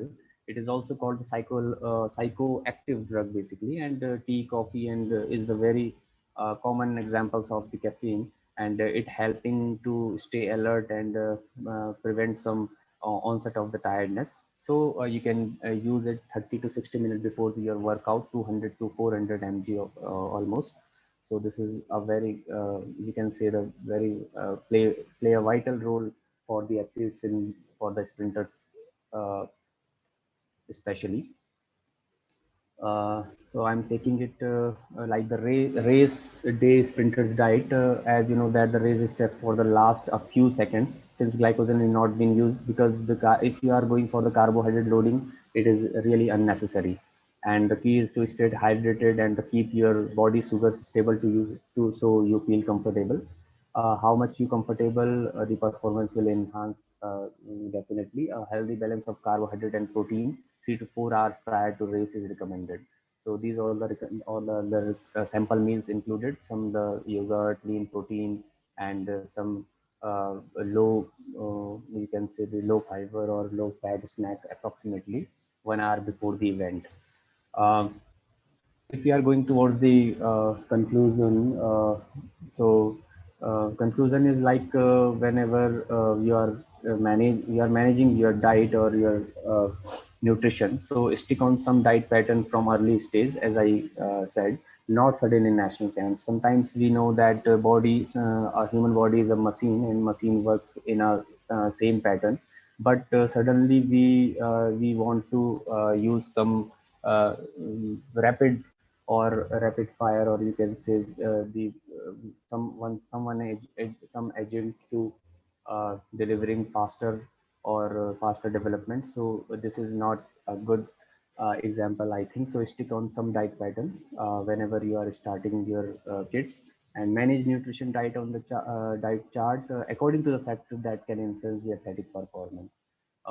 Those especially the age and gender difference you have to consider it too while you are managing your diet and nutrition.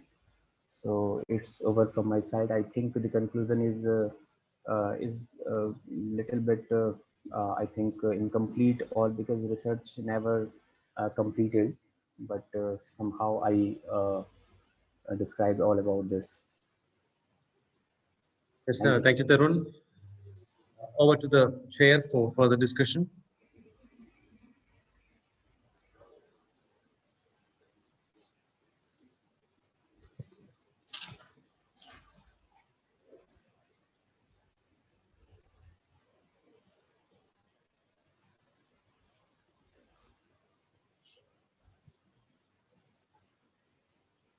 Right, sir. Tarun, Yes. you have mentioned about dehydrating, but rehydration. What all can be done for rehydration after a competition? Tarun, Yes, sir. Yes, sir. I'm hearing. for rehydration, faster rehydration, what can be done? Okay. Sir, for rehydration, I think you can use some hydrated agents, and some of the sports drink has been introduced in the market for rehydrate well very soon. And if we are taking some specific agents, so sorry, sir, I don't have enough idea about this. No, whatever you have mentioned is correct. Some of the drinks available, non-alcoholic drinks available in the market are very good rehydrating agents. And caffeine is good. Anything in that. Then how to revamp carbo? Natural carbo. What will be the type of carbos which can be used? Sir, if we are going with the short, Carbohydrates. so you can use the simple carbohydrate. You can say the and if you are going with the longer event like 400 meters, so you need more carbohydrate and some kind of complex carbohydrate you needed on the time, which will be which has to be taken prior of the event, or you can say the some hours prior of the competition. Okay, you kindly go through the chat box and answer to the queries. Okay, sir.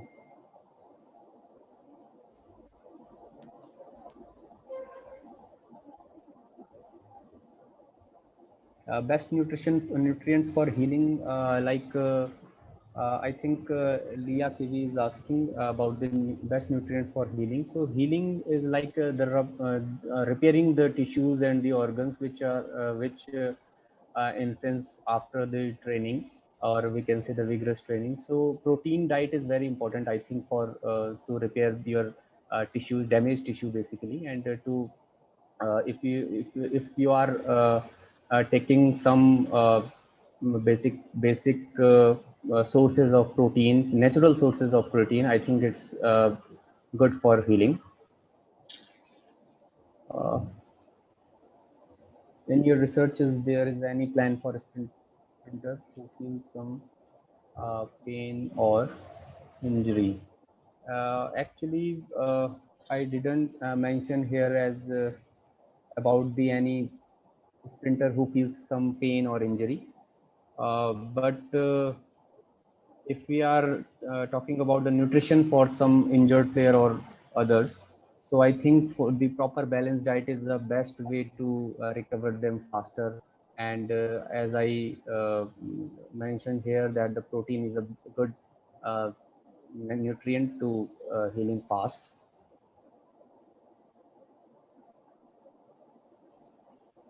Mr. Tarun, one more question is there on top. Kindly go through. Oh, okay, sir.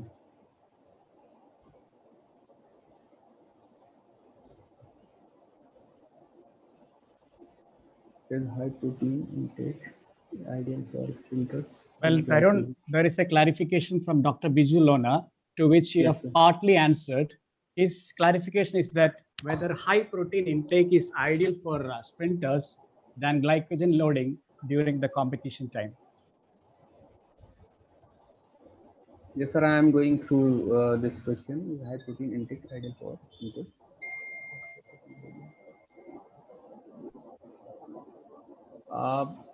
I think whenever we are talking about the sprinters, so glycogen loading, the carbohydrate loading is unnecessary, I think. For the 400 meter, we can store some glycogen, or we need some glycogen, I think, or we can say the some carbohydrate we need whenever we are going with, if we are dividing our race into some phases. So for the maintaining phase, the carbohydrate is important, I think.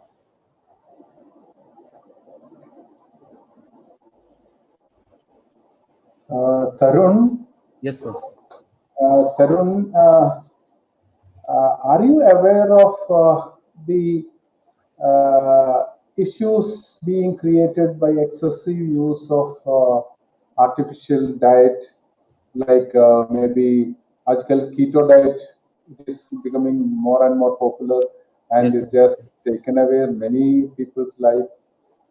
Even the bodybuilders, they use lots of food supplements, and you must have heard one bodybuilder in Kerala, he died out of using these things. So what is like omega-3, krill oil, MCT oils? They are the best, they say, probiotics and prebiotics, even suggested by one of the 2016 laureate, Nobel laureate. Have you ever gone through the ins and outs of these food supplements? What is your idea? Sir, as I am belongs. Yeah. Yes, sir. As I belongs with sir hockey, and hockey is a game of you can say the game is converted into some quarters, and the speedy movements are there.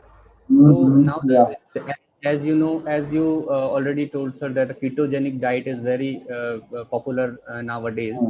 So they are saying that don't have to go with lots of carbohydrate, just go with some fat and just consume in the ground.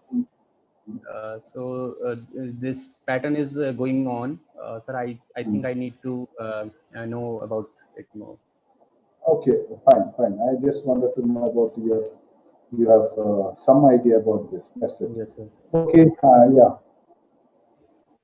Others can go ahead with the questions. I am through. Dr. Manoj, you can conclude if all the questions are being answered.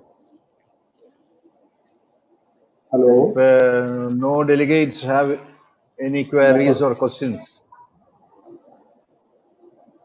shall we conclude this session? Yes, sir, sure.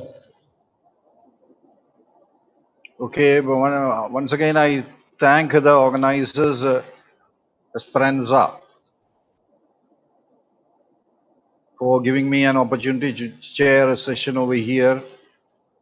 I thank the organizers, especially the head of the Department of Physical Education of Mes Marampally College, Mr. Hanifa, and the Government College, Tanur, Ms. Sindhu, for their good initiative and for giving me opportunity to chair a session over here. I hope all the delegates have got some academic inputs and knowledge from these sessions. I once again, on behalf of all the delegates, thank the organizers for giving this opportunity to advance knowledge in the field of physical education and sports. Thank you. Thanks a lot. Okay, thank you, all of you.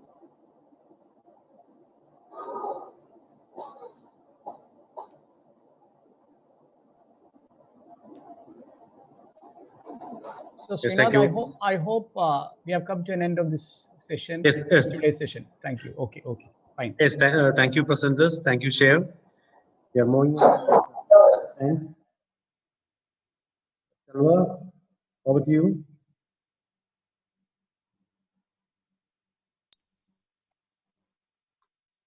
Thank you so much, Srinath, sir, and thank you, honorable panelists, and also thanks to our presenters. The session went well. So now we are moving on to the vote of thanks. Let me invite the person who gave all the support for our conference, the very noble and the very essence of their institution, the honorable principal of CHMKM Government Arts and Science College, Tanur, Kerala, Dr. Abdul Ghafoor P, to propose a vote of thanks. Please, sir, over to you. Hello, am I audible? Yes, sir, you are. Okay. Honorable guests, respected chairpersons, ladies and gentlemen. A warm good afternoon to one and all. The light of Esperanza has lit today, and we have witnessed a very informative session on this first day of the three-day international conference. I'm indeed very fortunate to stand within the fraternity of sports enthusiasts and professionals from different parts of the world. Being an international conference, Esperanza 2020 adds flavor to pages of our institution too. My duty here is to propose the vote of thanks for today's program. I, on behalf of Esperanza 2020, the whole team from both CHMPM Government Arts and Science College Tanur and MES College Marampally, and on my own behalf, extend a very hearty vote of thanks to all speakers for gracing this occasion with wonderful sharing with us their findings and opinions. Today, we have two international keynote speakers. Firstly, let me extend my sincere gratitude and thanks to our first speaker, Professor Vincent English, who through his vast area of expertise has illumined the gathering of the various international accreditation and courses in sports. Thank you, sir, for the very valuable and informative session. The second speaker of the day, Professor Flomni Menon, through her wonderful presentation has enriched us with an area that is quite unaware of, at least to a layman like me till now, the future of employment in sports and allied science sectors. On behalf of Esperanza 2020 and the entire crew, we extend our sincere thanks to Professor Flomni Menon for spending her valuable time with us today.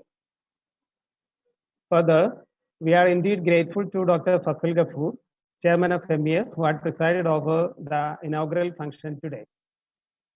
Thank you, sir, for gracing the occasion. We also would like to acknowledge our sincere gratitude to Dr. Binu George Varghese, Dr. Saki Hussain VP, Dr. K.P. Manoj, Professor Leon Wilfred Vaz, Dr. Dinu MR, and Dr. Jairaj David D, who chaired the different technical sessions. I would like to take this opportunity to place on record our hearty thanks to the personalities who enriched the program by presenting papers. Thank you, Mr. Marian Anastasieski, Mr. Aju TG, and Mr. Tarun Rawat. I express my sincere thanks to Dr. Ajims P. Muhammad, Chairman of Organizing Committee and the Principal of MES College Marampally, Mr. Hanifa KG, the Organizing Secretary, and Mrs. Sindhu P, the Coordinator of the event, for their perfect organization and conduct of the event. I also extend my thanks to Ms. Salva, the wonderful co-bearer of the event, the technical assistants, and the participants from different parts of the world. We have many more eminent personalities to follow and hear to these coming days. And I hope that the rest of the 2 days would be extremely fruitful and informative to each and every one of us. Hoping that Esperanza 2020 would be indeed a hope that would be cherished throughout the pages of history of both the institutions. Once again, thank you all. Thank you very much.